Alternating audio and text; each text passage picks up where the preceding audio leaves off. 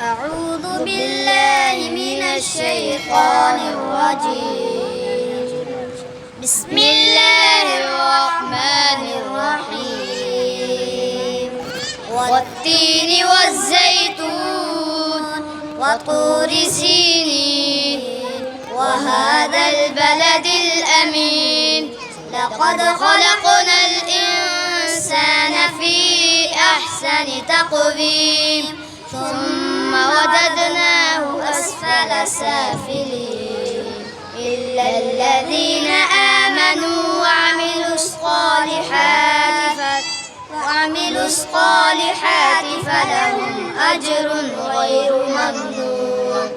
فما يكذبك بعد بالدين؟ أليس الله بأحكم الحاكمين؟ صدق الله العظيم.